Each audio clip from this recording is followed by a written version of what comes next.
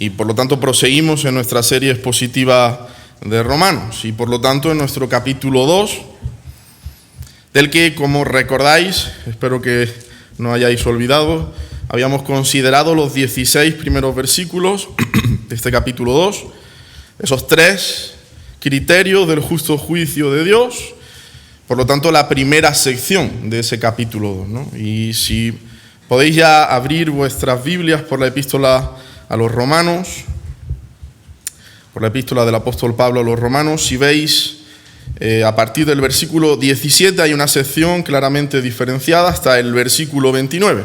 Esa es la segunda sección que nos queda del capítulo 2. Por amor al tiempo no podemos considerarla de una estocada todo este pasaje extenso, así que vamos a dividir este pasaje desde el versículo 17 al 29 del capítulo 2 en 2 partes. En esta mañana vamos a estar sopesando los versículos del 17 al 24 para, en la próxima predicación de nuestra serie expositiva, finalizar el capítulo 2. Así que, reitero, el pasaje que nos ocupa en esta mañana es Romanos capítulo 2, versículos 17 al 24.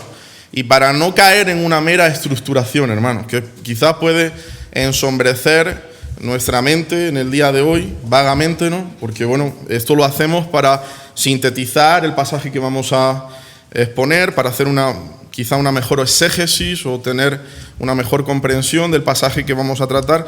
La naturaleza de cada uno de los pasajes que abordamos, la naturaleza gramatical, es la de una epístola, la de una carta, y eso no podemos olvidarlo.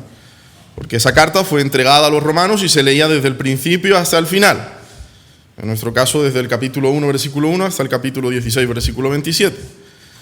Nosotros nos paramos porque queremos extraer todo el jugo de la enseñanza evangelística y teológica de Pablo, pero no olvidemos la línea de pensamiento que nos ha llevado hasta este punto. Siempre tengamos en mente todo lo que hemos dicho, ¿no? Al menos vamos a repasar muy brevemente, como introducción, el hilo de la enseñanza de Pablo que nos ha traído hasta aquí en el capítulo 2, ¿vale? Para que no perdamos, como digo, esa perspectiva de que lo que tenemos delante es una epístola, es una carta. Recordemos que Pablo comenzaba este capítulo 2 apuntando al judío y va a acabar este capítulo 2 apuntando al judío. Y ese es el claro contexto de este capítulo 2, el judío. Puesto que en los versículos 1 al 16, en la sección que acabamos de estudiar, Pablo les ha dicho sin pelos en la lengua a estos judíos moralistas que se consideraban libres de condenación por el hecho de ser judíos y libres de culpa porque guardaban la ley, que ellos también están bajo la misma ira divina candente, puesto que hacen las mismas cosas que los gentiles. Y dado que Dios, y esto lo hemos estado sopesando, juzgará según la verdad, juzgará según obras, puesto que la salvación es por la fe, pero el juicio es por las obras. Y además juzgará sin prejuicio alguno, sin acepción de persona, los 3 criterios del justo juicio de Dios. En ese gran día, los judíos impíos no van a poder escapar por el mero hecho de recordar al Señor que eran su antiguo pueblo. Él va a mirar sus hechos, va a mirar sus vidas, va a mirar su pecado. Es más, ya argumentábamos en la exposición anterior que el castigo de ellos va a ser más severo porque tenían mayor revelación de parte de Dios que los gentiles. Tampoco se va a mitigar la severidad de la sentencia de Dios si ellos apelan al hecho de que, nosotros teníamos la ley. Y ya, como dijimos en el versículo 13, la mera posesión de la ley no va a salvar a nadie. Y en ese transcurso teológico, en este tema o en esta línea teológica, Pablo va a ahondar más en los privilegios especiales de estos judíos, ¿no? Este es el tema que Pablo aborda en estos versículos 17 al 24 y es el título de nuestra predicación en esta mañana. Los privilegios especiales no anulan la necesidad del Evangelio. Los privilegios especiales no anulan la necesidad del Evangelio. Vamos a entender este título a lo largo de esta mañana. Vamos a pasar a dar lectura, por lo tanto, del pasaje que nos ocupa en esta mañana, Romanos capítulo 2, versículos 17 al 24. Y dice así el apóstol Pablo: He aquí, tú tienes el sobrenombre de judío, y te apoyas en la ley, y te glorías en Dios, y conoces su voluntad, e instruido por la ley apruebas lo mejor. y confías en que eres guía de los ciegos, luz de los que están en tinieblas, instructor de los indoctos, maestro de niños, que tienes en la ley la forma de la ciencia y de la verdad. Tú pues que enseñas a otro, ¿no te enseñas a ti mismo? Tú que predicas que no se ha de hurtar, ¿hurtas? Tú que dices que no se ha de adulterar, ¿adulteras? Tú que abominas de los ídolos, ¿cometes sacrilegio? Tú que te jactas de la ley, con infracción de la ley deshonras a Dios, porque como está escrito, el nombre de Dios es blasfemado entre los gentiles por causa de vosotros. Hasta aquí el pasaje que nos ocupa en esta mañana. Y yo te pido, hermano, que en esta mañana no cierres tus oídos a este mensaje. Porque alguno puede decir, bueno, Pablo, esto es meramente para los judíos. Vamos a hablar de los judíos, está claro. Pero no apagues el receptor pensando que Pablo está abordando un tema aquí que no tiene que ver con nosotros en el día de hoy. Porque lo que Pablo señala de los judíos en este pasaje que vamos a considerar de Romanos capítulo 2 es un problema muy común, incluso dentro de las iglesias. El problema del autoengaño y de la hipocresía. Y hay mucha gente que se engaña a sí mismo en lo que respecta a su verdadera condición espiritual. Y es por eso que nos encontramos tantas advertencias en el Nuevo Testamento con respecto justamente a esto, al autoengaño, y a la hipocresía. Bueno, yo creo que pocos pasajes del Nuevo Testamento, por lo menos para un servidor, sopesándolo desde ya hace tiempo, son tan aterradores, ¿no?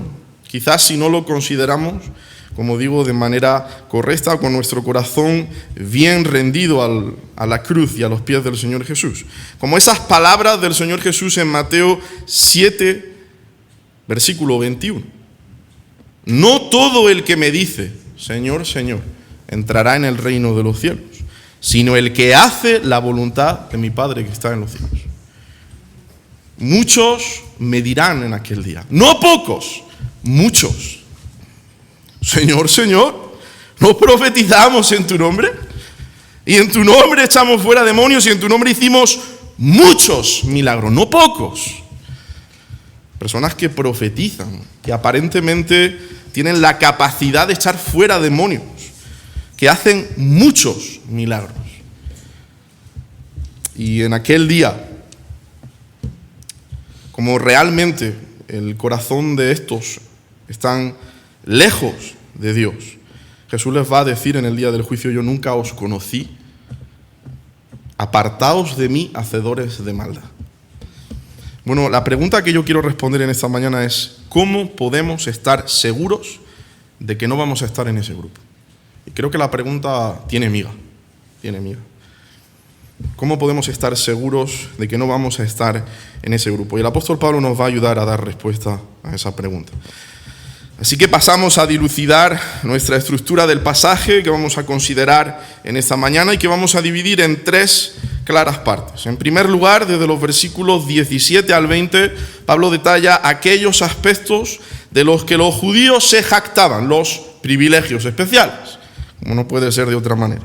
En segundo lugar, desde los versículos 21 al 23, Pablo tiñe el aire con una serie de preguntas mordaces que exhiben ese autoengaño y esa hipocresía de estos judíos, para finalmente en la tercera parte, en el versículo 24, establecer la acusación irrefutable contra ellos en base a todo lo que ya se ha expuesto.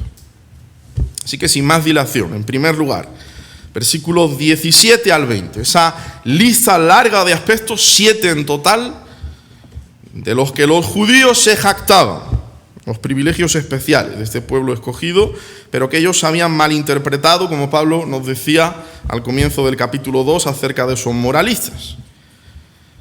Puesto que estos, indudablemente, en primer lugar, versículo 17, tienen el sobrenombre de judío. ¿Qué cantidad de orgullo encierra esa primera aseveración? Judío, miembro del único pueblo sobre la tierra del que Dios se había ocupado prioritariamente, con respecto a la salvación. ¿Te los imaginas con sus pechos henchidos? Hemos sido separados para Dios. Andamos con Él y Él nos hace partícipes de los secretos de la familia. Somos sus amigos entrañables. Él comparte con nosotros sus intimidades y nos sonríe. con un amor y un interés únicos. Bueno, esta era su jactancia. Ellos recordaban muy bien lo que Jehová había dicho, en boca de Moisés, en Deuteronomio capítulo 7, versículo 6, porque tú eres pueblo santo para Jehová tu Dios. Jehová tu Dios te ha escogido para hacerle un pueblo especial más que todos los pueblos que están sobre la tierra. Pero se habían olvidado de lo que seguía diciendo en los versículos 7 y 8 de este mismo capítulo. Y esto conforma la Torá, o forma parte de la Torá. Esos escritos que ellos reconocían, reiteraban, y era su forma de enseñanza desde pequeños. No por ser vosotros más que todos los pueblos, dice el versículo 7, os ha querido Jehová y os ha escogido, pues vosotros seráis el más insignificante de todos los pueblos. Y ahí está la elección incondicional de Dios, sino por cuanto Jehová os amó y quiso guardar el juramento que juró a vuestros padres, os ha sacado Jehová con mano poderosa y os ha rescatado de servidumbre, de la mano de Faraón, rey de Egipto. Ellos se jactaban en esa elección incondicional, pero si tú eres insignificante para Dios, ¿hay algo en ti que merezca ser salvable? ¿Algo que merezca la pena en ti? ¿No? Si Él nos amó es porque quiso amarnos. Y eso pone el peso correcto en Dios y el peso correcto en el hombre. No lo olvidemos. Pero esta era su jactancia, ¿no? Te apoyas en la ley, en el mero hecho de poseerla, sigue diciendo en el versículo 17. De todas las naciones de la tierra, solo a ellos Dios les había revelado la ley en el monte Sinaí por medio de Moisés. Y Pablo va a decir un poquito más adelante, al inicio del capítulo 3 de Romanos, que veremos dentro de poco, que esa era una de las ventajas que tenían los judíos, ¿no? ¿Qué ventaja tiene pues el judío? A ellos se les había confiado la palabra de Dios. Ellos tenían profetas. Ellos creían que si Dios le había dado la ley a ellos y a nadie más, sin duda esto se tenía que tratar de una evidencia notable que demostraba que Dios había decidido verlos con otros ojos, tratarlos según reglas distintas, juzgarlos por otros estándares, o incluso, como decíamos de ese moralista al comienzo del capítulo 2, no juzgarlos. Yo estoy excusado totalmente del juicio de Dios, ¿no? Por causa de mi buen hacer, así. Después de todo, pensaban ellos, ¿no? Si Dios había revelado su ley tan solo a una nación sobre la faz de la tierra, ¿no era evidente que esa nación se iba a ver tratada más favorablemente? Esa era su manera de pensar, ¿no? Parece que casi ni se les pasaba por la mente la idea de que debían de guardar esa ley o de ponerla por obra. En tercer lugar, tercero de estos privilegios especiales, la última parte del versículo 17, dice Pablo, te glorías en Dios. Bueno, y eso no es malo en sí mismo, ¿no? Todo lo contrario. El profeta Jeremías dice en uno de los pasajes más conocidos de su libro, Jeremías capítulo 9, versículos 23 y 24. Así dijo Jehová, no se alabe el sabio en su sabiduría, ni en su valentía se alabe el valiente, ni el rico se alabe en sus riquezas, mas alábese en esto el que se hubiere de alabar, en entenderme y conocerme, que yo soy Jehová, que hago misericordia, juicio y justicia en la tierra, porque estas cosas quiero, dice Jehová. Incluso Pablo a los Corintios en su segunda epístola, en el capítulo 10, versículo 17, y este versículo lo sabéis de memoria, así que casi podéis decírmelo. Mas el que se gloríe, gloríese en el Señor. El problema es que ellos, al igual que pasaba en Deuteronomio capítulo 7, no cumplían la segunda parte de esa recomendación de Pablo a los Corintios. ¿Qué sigue diciendo en el versículo 18? Porque no es aprobado el que se alaba a sí mismo, sino aquel a quien Dios alaba. Y ellos se alababan a sí mismos haciendo alarde de conocer a Dios, de haber sido alabados por Dios. Eso significa que nosotros somos especiales. Y dado que somos excepcionales y apartados de lo común, Dios no va a tratar con nosotros de la misma manera que aquellos pobres gentiles, apartados de la mirada de Dios, ¿no? De los privilegios especiales. Lo irrisorio de todo esto es que los gentiles no veían en ese pueblo escogido por parte de Dios a los judíos a un pueblo alabado por Dios. Lo que veían era un pueblo que se alababa a sí mismo. En vez de alabar a Dios por haber sido alabados por Él sin jactancia, porque ni en la fe podemos jactarnos. Pero ellos tenían que haber hincado sus rodillas en el suelo y haber dicho, no. Es un privilegio ser ese pueblo escogido por parte de Dios, pero no vamos a jactarnos, ¿no?, en esto, ¿no? Ellos se alababan a sí mismos en vez de alabar a Dios por haber sido alabados por Él, justamente. En cuarto lugar, dice Pablo en el versículo 18, conoces su voluntad. Y me llamaba la atención que el texto dice literalmente en el Koiné, conoces la voluntad. No utiliza un determinante posesivo, sino un artículo, la voluntad. Refiriéndose obviamente a la voluntad de Dios.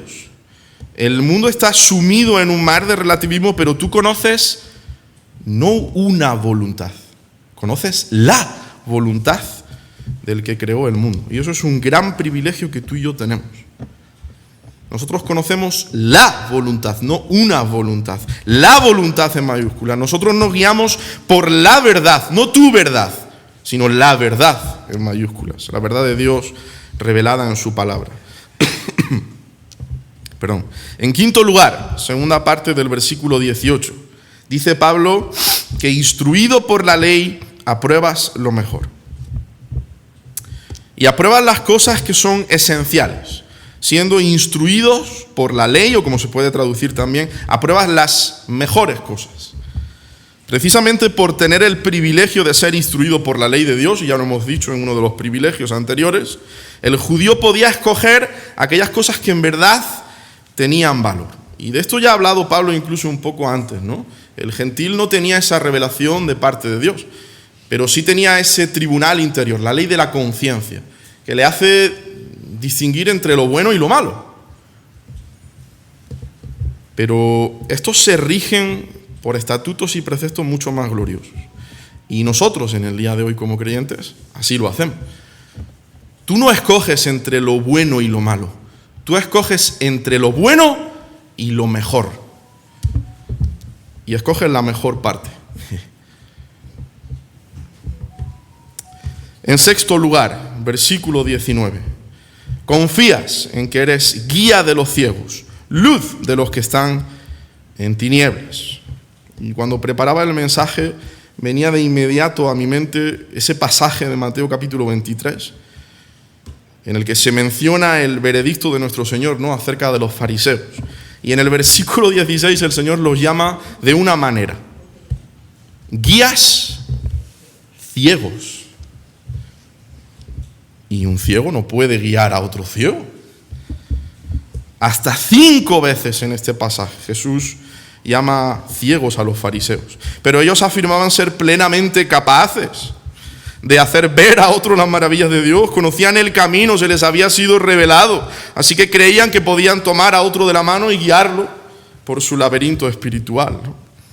Creían brillar en medio de la ignorancia que los rodeaba e iluminar el camino hacia Dios y las cosas de Dios, ya que en este pasaje esas tinieblas, esa oscuridad que se menciona en el versículo 19 se equipara con la falta de conocimiento de las realidades espirituales, pero al final era todo lo contrario. Los sumían en mayor oscuridad, en la de una hipocresía, en la de un moralismo, en la de un autoengaño, porque eran sepulcros blanqueados. No había nada por dentro, solo era todo de palabra. Y en séptimo y último lugar, versículo 20, instructor de los indoctos, maestro de niños, que tienes en la ley la forma de la ciencia y de la verdad. Toda persona fuera de la religión judía era considerada indocta. Algunos gentiles, observando la mano de Dios sobre el judío, querían aprender, deseaban aprender, querían tener algún lazo con ese pueblo porque reconocían los privilegios, ¿no?, estos privilegios especiales. Y esas personas se convertían en prosélitos y se presentaban para ser circuncidados e instruidos y vivir así entre ese antiguo pueblo de Dios. Y los maestros judíos asumían esa responsabilidad. Los enseñaban, los capacitaban. Porque los judíos en la ley tenían el conocimiento y la verdad muy bien ordenados, muy bien estructurados, muy bien presentados, todo de manera entendible. Por eso Pablo dice, tienes en ella la forma de la ciencia y de la verdad, no siendo dejados como los paganos a ese batiburrillo de conceptos divinos, a esa multitud de dioses, a esa vaga conjetura tocante a las cosas divinas, sino siendo favorecidos con una información definida y precisa del cielo, desde el cielo, como no puede ser de otra manera. Así que, como vemos, los judíos tenían una gran ventaja sobre las naciones gentiles. Estas no habían recibido la luz de la revelación divina, pero ellos sí. Ellos tenían muchos privilegios, como hemos visto. ¿Cuál era entonces su problema? Bueno, casi lo hemos ido adelantando, ¿no? El problema radicaba en que por el mero hecho de tener esos privilegios, ellos pensaban que estaban exentos del juicio y de la ira de Dios. El judío descansaba en todo esto y confiaba en que todo ello afectaba tremendamente a la manera de cómo Dios lo miraba en el presente y lo miraría en el juicio final. Y Pablo está a punto de darle el golpe final a él y a toda su confianza. Pero un buen golpe, y además con autoridad, porque Pablo había sido Saulo de Tarso, había sido un fariseo samaíta. En otra época había pensado que todo esto le hacía estar a bien con Dios, hasta que llegó el día en el que Saulo murió y nació Pablo. Y Saulo tuvo que morir a toda aquella confianza carnal que él sabía no iba a ser capaz de soportar el examen detallado de Dios.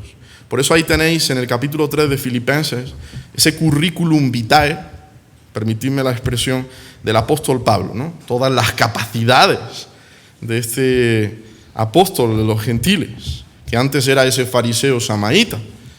Las capacidades homiléticas, hermenéuticas, teológicas, culturales, históricas.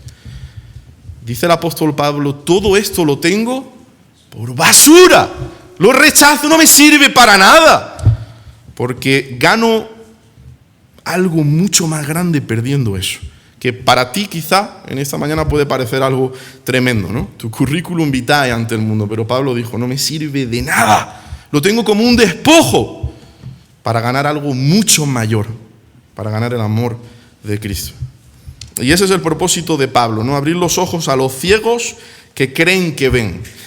Pero no hay ciego más ciego que el que no quiere ver. Y estos no querían ver la realidad de su situación espiritual ante Dios. Así que Pablo pasa a lanzar una serie de preguntas bien afiladas y agudas para hacer morir al judío en este sentido y por tanto abrir sus ojos a la realidad del Evangelio de Dios, que como no puede ser de otra manera está en el fondo de cada uno de estos pasajes que estamos considerando de Romanos.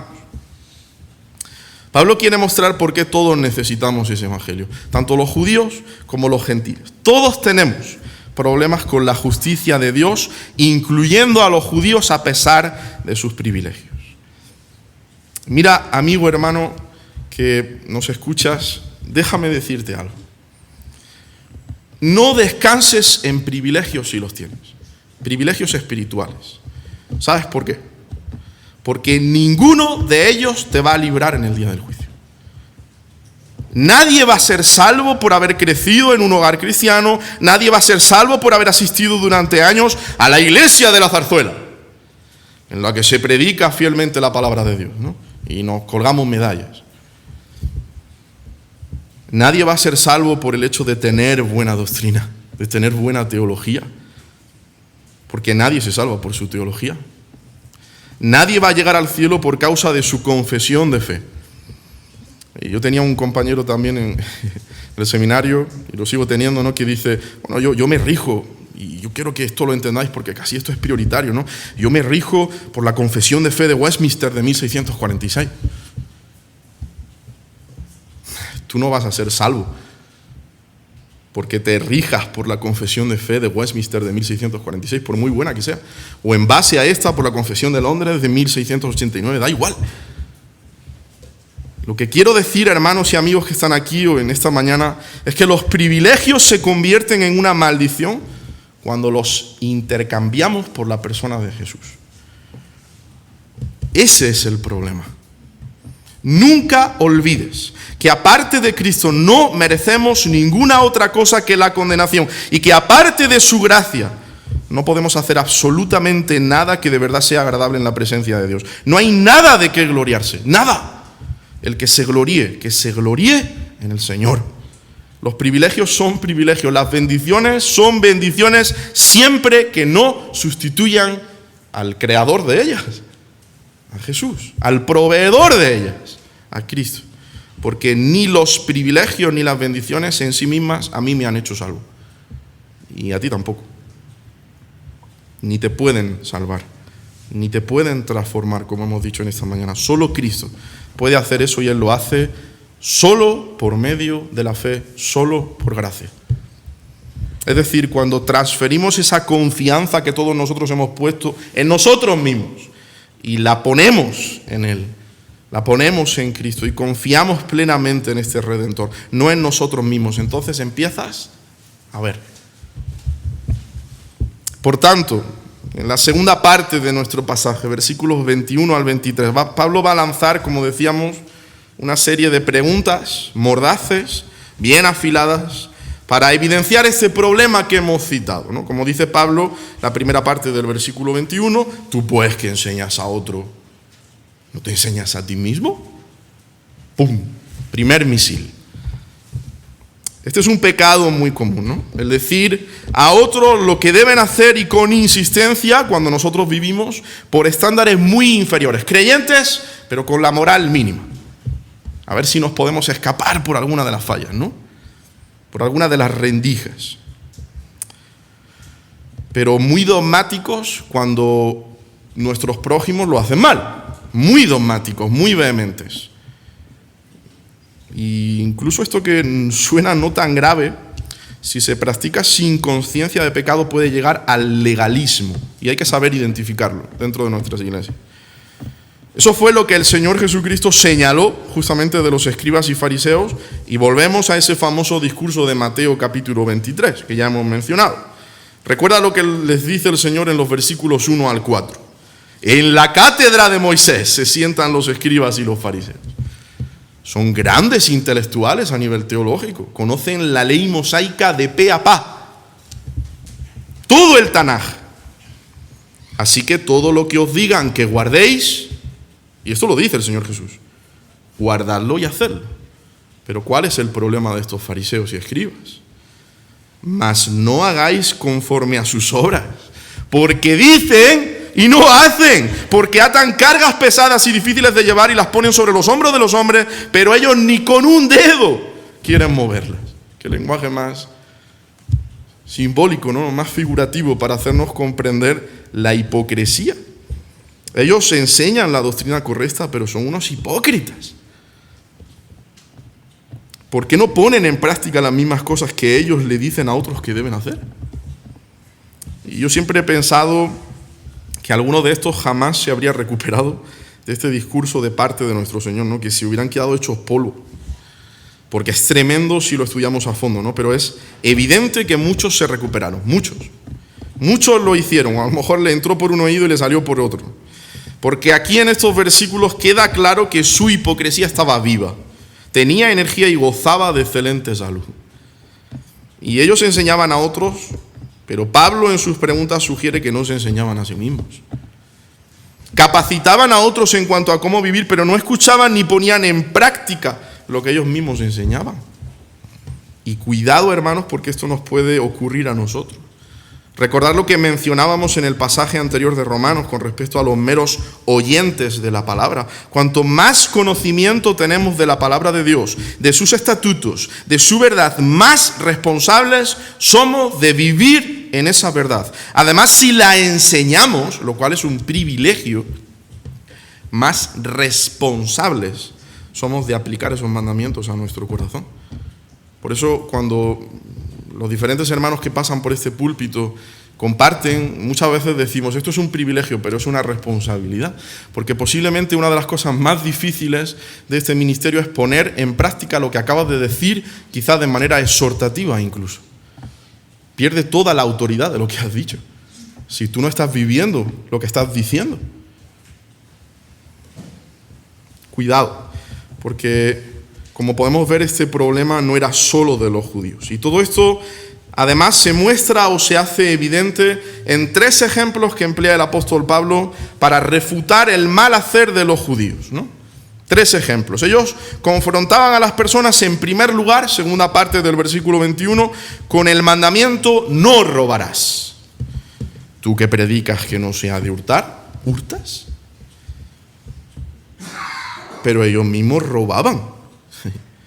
Cuando Jesús purificó el templo durante la última semana de su ministerio terrenal, censuró a los cambistas de dinero y a los mercaderes de sacrificios por hacer de la casa de su padre una cueva de ladrones.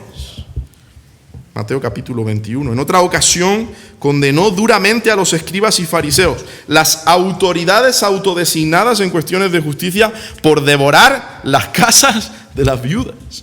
Además, con el pretexto de servir a Dios. De nuevo en Mateo 23. Sí, nosotros cumplimos el mandamiento que bien se rige en todo el Tanaj de cuidar a nuestras viudas, de apoyarlas espiritualmente, pero tenemos las manos más largas de lo que debemos, porque devoramos las casas de las viudas. Ellos robaban a Dios con frecuencia al quedarse con una parte de sus diezmos y ofrendas que tenían que dar. Bueno, pero Pablo, nosotros estamos muy lejos de ser unos ladrones, ¿no? Yo soy una persona muy honrada y un servidor ha tenido que aplicarse bien este punto, ¿no? Hay muchas formas de robar. Por ejemplo, ahora tenemos que declarar todos nuestros ingresos a la hora de pagar los impuestos. No declarar todos nuestros ingresos a la hora de pagar los impuestos es un robo. Ese mal juego que a veces realizamos sin percatarnos de la gravedad que hay por debajo, ¿no? En el hecho de querer siempre beneficiarnos cuando ya legalmente no hay beneficio. Vender algo por encima de su precio, de pesar las fresas como si fueran tomates. Nada, no pasa nada. Tú pones la pegatina en el campo. Ser irresponsable en tu tiempo laboral, y vuelvo a decirlo, esto he tenido que aplicarlo yo primero, antes de poder pronunciarlo aquí. Cuidado, porque eso es robar. Versículo 22. ¿Tú qué dices que no se ha de adulterar? Adulteras. ¿Tú qué abominas de los ídolos? Cometes sacrilegio. Y aquí vemos los otros 2 ejemplos que Pablo expone para apoyar ese epígrafe que hemos mencionado de decir pero no hacer, de enseñar pero no aplicar en ti mismo lo que enseñas. El adulterio. No, Pablo, esto sí que no. Esto sí que no. Yo soy fiel a mi mujer, a mi esposa, a la que el Señor me ha dado. Bueno, una de las cosas, y ya se ha dicho desde este púlpito, que el Señor nos hace ver en el Sermón del Monte, Mateo capítulo 5, es que ese mandamiento también es violentado, y fíjate qué sutileza. Cuando nosotros miramos a una mujer que no es la nuestra con ojos de lascivia. Y yo me acuerdo que desde pequeño cantábamos en la escuela dominical: cuida de tus ojos lo que ven. Cuida de tu mente lo que piensas, de tus manos lo que hacen. Pero qué cuidado tenemos que tener con nuestros ojos. ¿Tú nunca has caído en la pornografía? No, por favor, no me hables de eso. ¿Tú nunca has mirado una imagen, has tenido un pensamiento, una segunda mirada a una mujer que no es la que Dios te ha dado? Y la pregunta es complicada, porque creo que Satanás está haciendo su agosto dentro de las iglesias en este campo, dentro sobre todo del ámbito de los varones creyentes evangélicos. Está haciendo su agosto, más que nunca. Cuidado, hermano. Un servidor el primero, ¿no? O en tercer lugar, los ídolos. Segunda parte del versículo 22, tú que abominas de los ídolos, cometes sacrilegio. Bueno, y este aspecto debemos de explicarlo debidamente, ¿no? Los judíos en el Antiguo Testamento tenían muchos problemas con la idolatría. De hecho, en el campamento de jóvenes hemos estado teniendo una pequeña panorámica del Antiguo Testamento con respecto tan solo al reino de Judá, al reino del sur. ¡Madre mía! ¡Qué línea de realeza caída en idolatría y apostasía! Hay excepciones, pero muy pequeñas, y las pocas que hay empiezan bien o acaban mal, acaban bien pero empiezan mal. Todos los reyes con su mente bien lejos de Dios, pero muy cerca de los hombres del mundo y de los ídolos, ¿no? Habían tenido un gran problema, como digo, con la idolatría, hasta que Dios los envió cautivos a Babilonia. Y a partir de ese momento, cuando los judíos salieron de Babilonia, salieron hastiados de los ídolos, hartos, y nunca más tuvieron problemas con la idolatría. En un sentido literal, ellos abominaban de los ídolos. Y Pablo emplea, además, este término, el vocablo belusomai, para referir nuestro término en castellano abominar, que aquí podemos traducir como detestar, considerar vil. De hecho, la raíz de esta palabra es heder, algo que huele mal, yo no lo quiero cerca de mí. Por eso ellos se burlaban de los gentiles que adoraban pedazos de madera. Los consideraban dioses. Y fijémonos que Jesús nunca acusó a los fariseos y a los judíos de su época de idolatría.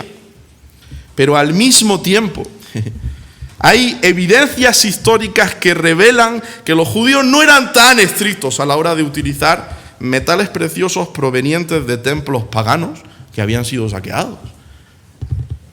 Ellos tomaban el oro y la plata de esos templos saqueados a pesar de que Dios dice en la ley, Deuteronomio capítulo 7, versículo 25, las esculturas de sus dioses quemarás en el fuego, no codiciarás plata ni oro de ellas para tomarlo para ti, para que no tropieces en ello, pues es abominación a Jehová tu Dios. Y Pablo se está haciendo eco justamente de esto cuando dice, tú que abominas de los ídolos y cometes hierosuleo, sacrilegio, que se traduce justamente como saqueador de templos. Es decir, no apruebas la idolatría, pero te beneficias de ella. No puedes ni considerar los templos paganos, pero si saqueas esos templos, qué incongruencia más grande. Y esta es la interpretación que en Sin Ser Dogmáticos encontramos más rigurosa de este tercer aspecto, de este tercer ejemplo que Pablo expone para apoyar, como decíamos, ese epígrafe de esos fariseos que dicen pero no hacen, ¿no? Dicho de otra manera, todo lo que Pablo está exponiendo, ¿no?, concluye en esa pregunta retórica del versículo 23, antes justo de su acusación irrefutable. Tú que te jactas de la ley, con infracción de la ley deshonras a Dios. Hermanos, ¿de qué sirve tener la cabeza llena de conocimiento? Leer compendios tremendos de teología sistemática, cuando no demostramos con nuestros hechos que realmente amamos a Dios, deseamos obedecer su palabra. Por eso Pablo está diciendo eso. Tú que te jactas de la ley, que te sientas en la cátedra de Moisés, ¿no?, que eres un gran entendedor a nivel teológico, pero infringes esa ley, deshonras a Dios con tus actos, que deberían de hablar por sí solos de tu gran entendimiento teológico. Cuando violamos la ley de Dios, estamos deshonrando al Dios de la ley. Por eso cuando amamos y guardamos la ley de Dios, estamos amando al Dios de la ley. Esto es lo que el Señor indica claramente a sus discípulos en Juan 14, 23 y 24. El que me ama, mi palabra guardará, y mi Padre le amará, y vendremos a él y haremos morada con él. El que no me ama, no guarda mis palabras, y la palabra que habéis oído no es mía, sino del Padre que me envió. Y esto nos lleva finalmente a la acusación irrefutable, a esa tercera parte del apóstol Pablo en el versículo 24 a estos judíos. Porque como está escrito, el nombre de Dios es blasfemado entre los gentiles por causa de vosotros. Pablo está combinando aquí pasajes de dos profetas mayores, de Isaías en el capítulo 52, versículo 5, y de Ezequiel en el capítulo 36, versículos 20 al 23, y los une para mostrar probablemente que este patrón de hipocresía no era nuevo en el pueblo de Israel. Claro que no. Llevaban cientos y cientos de años hundidos en esa hipocresía. Mientras se gloriaban en ser el pueblo escogido por Dios, separados para Dios, vivían de tal manera que las naciones gentiles terminaban pisoteando el nombre del Dios que ellos invocaban. Cuando los que se conocen por el nombre de Dios pecan abiertamente o son expuestos a la luz pública como llenos de pecado en su vida privada, es entendible que el mundo trate de ridiculizar también a Dios y a su palabra. Es que el incrédulo no tiene razón alguna para arrepentirse de sus pecados y acudir a Dios para ser salvo cuando está viendo a personas que profesan ser creyentes cometiendo los mismos pecados o aún peores. Y esto es muy serio, hermanos. Debemos hacernos una pregunta ante esa realidad. ¿Qué piensan acerca de Cristo las personas que me conocen íntimamente? La persona que está a tu alrededor, en tu trabajo, tus vecinos, tu prójimo. Porque nosotros decimos que Él es un gran Salvador, que nos ha redimido, que ha limpiado nuestro pecado, que nos ha rescatado, y esto debe ser evidente para ellos cuando te vean a ti, cuando me vean a mí. Y fíjate, no porque vivamos una vida perfecta, no, porque no somos perfectos, sino porque vivimos una vida coherente con lo que decimos.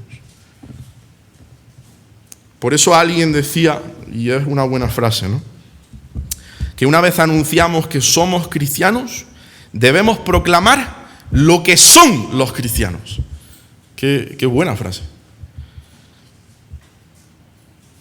Contraemos de inmediato una tremenda responsabilidad, no tan solo de parecer, sino de ser. Y una cita interesante aquí de Martin Lloyd-Jones, que consideraba al estudiar el pasaje, y me demolía hace 2 semanas, ¿no? Nuestros prójimos están mirando y observando cómo vivimos y aseveramos grandes cosas acerca de Dios. Y dice el autor con toda razón, porque Dios es grande. Pero ellos lo juzgarán a Él según lo que vean en nosotros. Y eso me dejaba destrozado. Ellos van a juzgar a Dios en base a lo que vean en los hijos de Dios. Pero ese es un creyente. Si hace cosas peores que yo. Es una tremenda responsabilidad, hermanos. Mira, hermano, amigo que nos escuchas en esta mañana, y con esto quiero concluir. Una de las cosas a las que Pablo quiere llevarnos en este pasaje, y creo que lo hemos ido viendo, ¿no?, a lo largo de esta mañana, es mostrarnos claramente que los privilegios en sí mismos no nos van a servir de nada cuando tengamos que presentarnos ante aquel juicio final, ante Dios, ante ese tribunal de Dios. De hecho, estrictamente hablando, esos privilegios que disfrutaban los judíos y que nosotros disfrutamos aún más, los colocaba en una condición más peligrosa que la de los gentiles, porque su conocimiento de la voluntad de Dios era muy superior. No pienses ni por un momento que por haber nacido en un hogar cristiano, por tener una esposa cristiana, por haber asistido durante mucho tiempo a una iglesia donde se predica la palabra, o porque tienes un entendimiento bastante bueno de la sana doctrina, porque tienes buena teología, no pienses ni por un momento que tú vas a salir bien parado en aquel día del juicio si solo confías en eso. A menos que te ampares únicamente en Jesucristo y en su obra de redención para el perdón de tus pecados, ninguno de esos privilegios te va a servir de nada. Ahora bien, como cita nuestro hermano Sugel Michelin, Pablo está tratando de hacer otra cosa más aquí. Pablo está tratando, y oíd bien, porque es realmente interesante, ¿no?, este énfasis. Pablo está tratando de librarnos de cometer el error de confiar en nuestra propia profesión de fe en Jesucristo, si somos una contradicción andante de esa fe que profesamos. Y cuando escuchaba esto me impactaba seriamente, porque nosotros no somos muertos andantes espiritualmente, que huelen mal. Porque si tu condición general, tu testimonio constante ante el mundo es el de uno que dice ser creyente, pero huele horrible, déjame decirte que tú no estás vivo espiritualmente, tú sigues muerto y por eso hueles mal. Y no puedes manifestar en todo lugar el buen y agradable olor del conocimiento de Dios. Dice el apóstol Santiago que una fe sin obras es muerta. Y una fe muerta deja sumido en su mortandad al que la tiene. ¿Y cuál es la fe muerta? La que no produce obras. Y sí, sabemos que la Biblia enseña claramente que somos justificados delante de Dios por medio de la fe sola. Y esa palabra es muy importante, porque fue esa palabra la que hizo la diferencia en la Reforma Protestante en el siglo XVI. Somos justificados por medio de la fe sola. Y costó vidas que hicieran entender a algunos esto, muchas vidas. La Iglesia Católica Romana cree que somos justificados por la fe, pero no por la fe sola, sino la fe más las obras. Pero nosotros creemos que somos justificados por la fe sola. Sola fe, sola. Pero esa fe por la que somos justificados, y escucha bien, nunca se encuentra sola. Siempre viene acompañada de los frutos que demuestran la genuinidad de esa fe. Por eso dice Santiago, alguno dirá, tú tienes fe y yo tengo obras. Muéstrame tu fe sin tus obras y ¿sabes cómo te voy a mostrar yo mi fe? Por mis obras. Y ahora yo te hago esta pregunta a la luz de lo que hemos aprendido hoy de este pasaje. Tú puedes estar completamente seguro de que en el día en que en la voluntad de Dios la muerte toque tu puerta, partirás de inmediato a la presencia de Dios. Y esto nos lo decía nuestro hermano Pedro a veces de una manera abrupta pero muy realista. Si tú sales a la calle y te cae una maceta en la cabeza, ¿a dónde vas? Y a los jóvenes nos hacía pensar, porque claro, te pone delante de esa comparecencia ante Dios, ante una expectativa de juicio o ante una visión gloriosa de estar cara a cara delante de tu Dios creador. Si tu respuesta es que no, yo te invito de nuevo a que vengas a Cristo, amigo mío, y a que te ampares en su gracia, porque solo en Él hay perdón y vida eterna para todo aquel que cree. Pero si tu respuesta es que sí, yo estoy completamente seguro de que en aquel día que la muerte toque mi puerta, voy a partir a la presencia de Dios. Si tu respuesta es que sí, yo te pregunto, ¿en qué basas tu confianza? Porque si no es únicamente en Cristo y en su obra de redención, es mi deber advertirte en esta mañana que estás descansando en una confianza falsa, en tu orgullo moralista o en tu piedad vacía de fe, pero eso no salva. Eso no salva. Solo Cristo salva. Dice Charles Spurgeon, Dios ha hecho el Evangelio demasiado claro y demasiado simple para los corazones orgullosos. Que Dios ablande los corazones orgullosos y te haga recibir al Salvador. Si tú has descansado y te has percatado en esta mañana de que tú has estado descansando tan solo en esos privilegios especiales, yo te pido que reconduzcas tu fe al único que te puede salvar. Solo por gracia, solo por fe. Que confíes en Cristo, amigo mío, que te ampares en su gracia, porque solo en Él hay perdón y vida eterna para todo aquel que cree. A Él sea la gloria. Sí, Señor y Padre.